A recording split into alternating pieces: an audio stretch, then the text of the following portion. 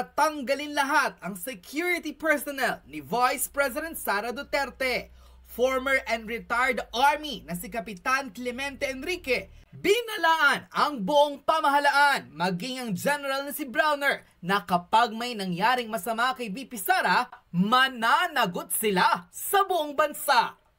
Ito ang naging diretsang babala ni Kapitan Dado o mas kilala bilang retired Army Clemente Enrique nang lumabas at makumpirma na tinanggal na lahat ang mga security personnel ni Vice President Sara Duterte. Kasunod ito ng kanyang revelasyon na minsan ang pinagtaangkaan ang kanyang buhay. Ayon sa breaking news, tinanggal ang mga VP-SPG na naka-assign kay Vice President Sara Duterte at pinalitan nito ng 24 na bagong pulis na hindi raw kilala ng Vice Presidente na maaaring magdulot ng kapahamakan sa kanyang buhay.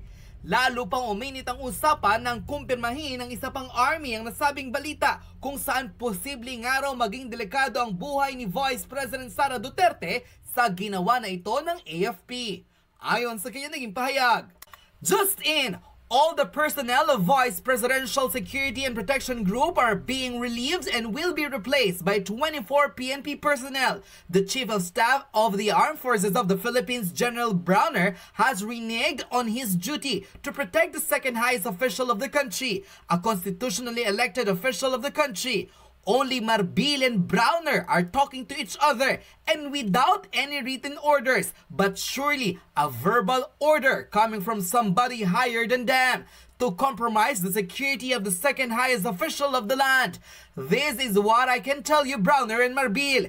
Should anything happen to the Vice President, hide your asses.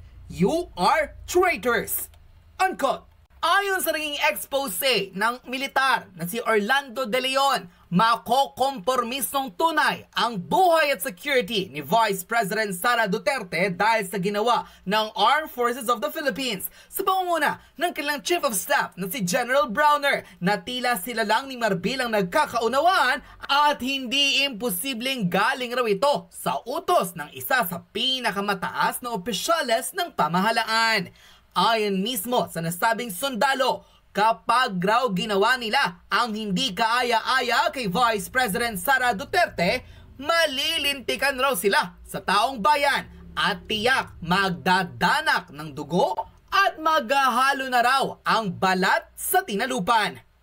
Narito at panoorin ang buong pahayag ng retired Army na si Kapitan Clemente Enrique o mas kilala bilang Kapitan Dado matapos niyang pagmumurahin at bantaan ng ilang mga opisyales ng Armed Forces of the Philippines na kapag may nangyaring masama kay VP Sara, magtago na raw silang lahat. Dahil tiyak na hindi raw nila kakayanin ang galit ng tao lalo't nalalaman nila na nasa delikado ng posisyon ang buhay ng ikalawang Pangulo.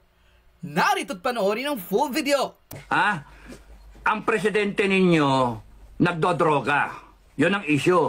Tapos nagnanakaw ang kongreso ninyo. Yung mga politiko ninyo nagnanakaw, kanya-kanyang nakawan. Tapos nun, ang pag-asa nila na mawala sa pwesto, ang pag-asa ng kababayan na mawala sila sa pwesto ay si Inday Duterte. Si Inday Duterte, tangina ninyo. No? Kaya kinakailangan nilang pigain si Sara Inday. Ngayon yung ginawa ni Inday, nagsalita, no? Is she a threat to national security? Of course not. Utangin na sino nag-a-advise dyan sa presidente national threat, no? Ang threat to national security is a president na nagdodroga. Ano masama doon magalit yung tao? Gago kayo eh. Nagalit yung tao. Ano ngayon? Tinatarantado niya yung tao niya. She's just being a leader. Between Marcos and Inday, mas leader tong Inday kaysa sa iyo, Marcos. Ikaw, Marcos, sinabi na sa iyo, BBM, sinabi sa iyo, ang dapat dyan, pinatigil mo yung Congress sa contempt. Anong ginawa nyo? Dinagdagan nyo pa. Dinagdagan nyo pa ng araw. Tanga kayo. Bopol. Tapos noon, sasabihin mo pa, hindi palalagpasin. Meron pa kayong pinachichismis. Tinatakot nyo taong bayan. Huhuliin na si Inday. Huliin siya. Isasapin na sa NBI. Pinapaimbisigan. Sige, kulong nyo. Pinakamaganda niya, kulong nyo. Kulong nyo si Inday. Tangina ninyo, hindi nyo kami matatakot. Wag na wag nyong sasaktan yan. Wag na wag nyong sasaktan yan. Kasi papatayin namin kayong lahat. Uubusin namin kayo. Yan ang threat sa presidente. Putangin na nyo lahat. Subukan nyo kami ngayon.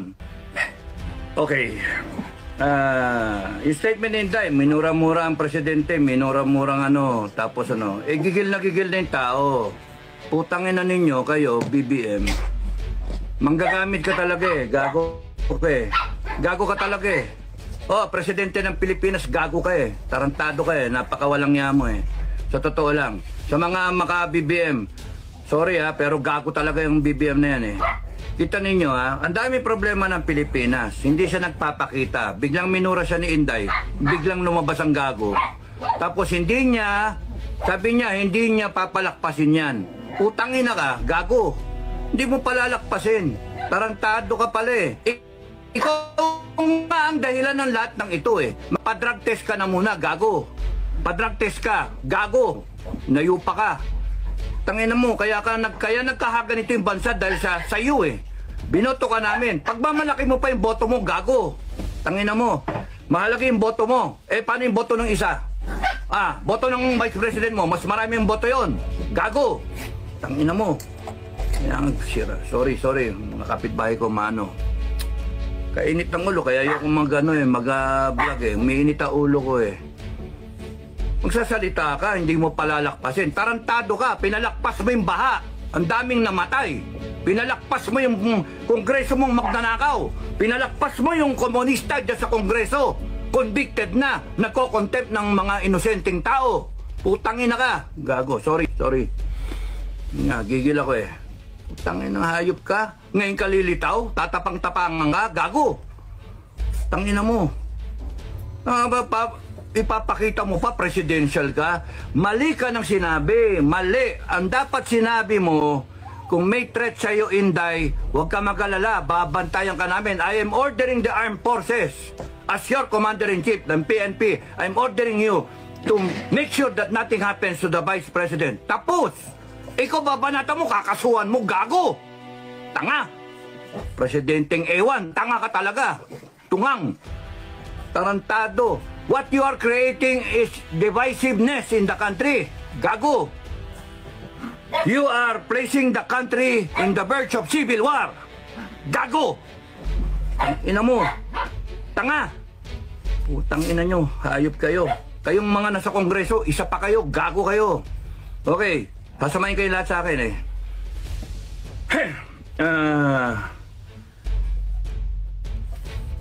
ang na to tanin niyo yung nagtatalong politika nagtatalong politika kaya nga mini-maintain ko FGF sa gitna tayo para hindi tayo mawala para hindi tayo mawala hanggang walang hudyat mga ka FGF we want to be in the cooler side na nag-iisip mga Pilipino na nag-iisip kasi pagka sumausaw ka dyan mawala ka galit na galit ako galit na galit ako pero kinokontrol ko kung nadidinig yung usapan namin ni Bukay ni Commander Metran galit na galit ako kung nadidinig yung usapan ko sa ibang commander galit na galit ako natatawa nga sila gigil na gigil ako pero kinokontrol namin ang galit namin. That's courage.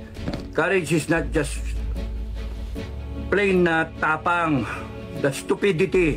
Plain tapang, that's stupidity. The courage is the ability to control yourself, control your fear, control everything, and perform the mission. That's courage. Yung you do the right things, yung properly, hindi yung ganyan. Yan na. Putang inang yan, magano na, magkalsada na tayo. Tangin ang gago. Magkakalsada ka, bakit galit ba kayo sa EDSA? Galit kayo sa EDSA? Galit kayo kay Mama Mary? Doon kayo doon nyo dinay-direct yung tao. EDSA. Ba't hindi sa Kongreso? Doon kayo galit Yun nga tanong ko bakit hindi sa Kongreso? No? Ba't hindi sa Kongreso? Nandun yung tapos nun, veterans, punta kayo, support kayo kay Inday, doon kayo magsalita-salita. Ang puta. O sige, veteran. Because you are thinking na ang focal point mo is yung personalities eh. Why not make the focal point yung issue at hand, yung issue? Nakakalimutan yung issue, bangag yung presidente. Bangag, tapos nakawan. Yun yung issue. O nagsalita ang Duterte, sabi ni Digong, na kakusapin niya AFP. No, kakusapin niya AFP.